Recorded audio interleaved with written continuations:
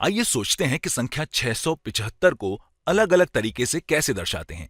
इसके लिए स्पष्ट तरीका यह है कि हम इस संख्या में अलग अलग स्थानीय मान यानी प्लेस वैल्यू को देखते हैं।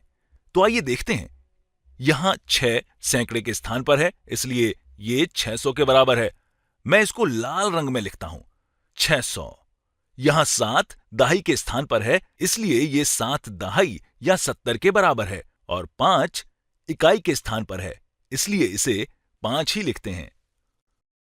चलिए इसका प्रतिरूप बनाकर इसे यहां पेस्ट करते हैं और सोचते हैं कि हम इसे विभिन्न तरीकों से निरूपित करने के लिए अलग अलग स्थानीय मानों पर मौजूद विभिन्न मानों का पुनः समूहन कैसे कर सकते हैं।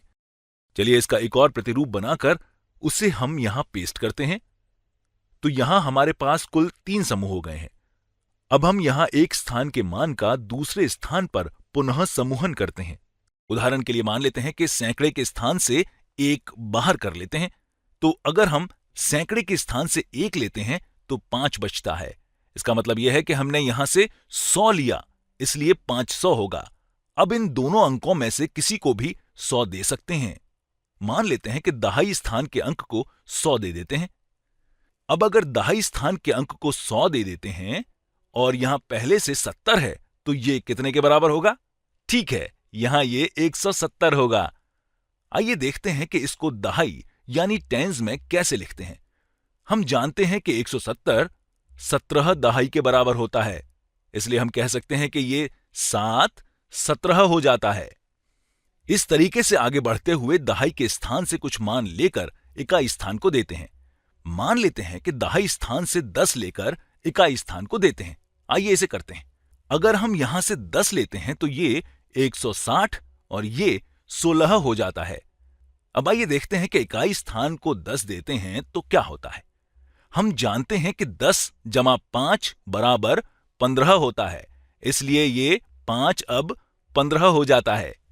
आइए अब हम 675 लिखने का कोई और तरीका देखते हैं। इसके लिए हम अब सैकड़े के स्थान से 200 लेते हैं, इसलिए अब ये 4 हो जाता है और ये 400 हो जाता है। यहां 4 भी यही दर्शाता है।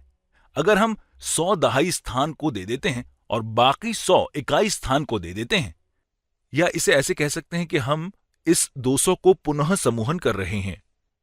हमने सैकड़े के स्थान से जो 200 लिया था उसे बाकी के इस स्थान को दे देते हैं, इसलिए अब हमारा दहाई स्थान 170 हो जाता है।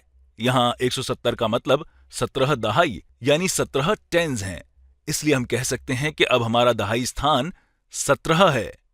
यहां इकाई स्थान पर शुरू से हमारे पास 5 था। अब अगर हम इसमें 100 जोड़ देते हैं तो ये 105 होता है। हम इसे 105 ही लिखते हैं क्योंकि ये इकाई स्थान पर है। अब यहां हमारे पास 400 जमा 17 दहाई 170 जमा 105 है। अगर हम इनको एक साथ जोड़ते हैं तो हमें 675 ही मिलता है। आइए अब हम इसे किसी और तरीके से लिखकर देखते हैं। मान लेते हैं कि सैकड़े के स्थान से सभी मान यानी वैल्यू को ले लेते हैं। तो अगर हम सैकड़े के स्थान से सभी मान को लेते हैं तो ये 0 हो जाता है। अब यहां से 400 दहाई स्थान को दे देते हैं। अगर ये 400 दहाई स्थान को देते हैं तो ये 470 हो जाता है। आइए इसे हरे रंग में लिखते हैं। यहां 470 का मतलब 47 दहाई है।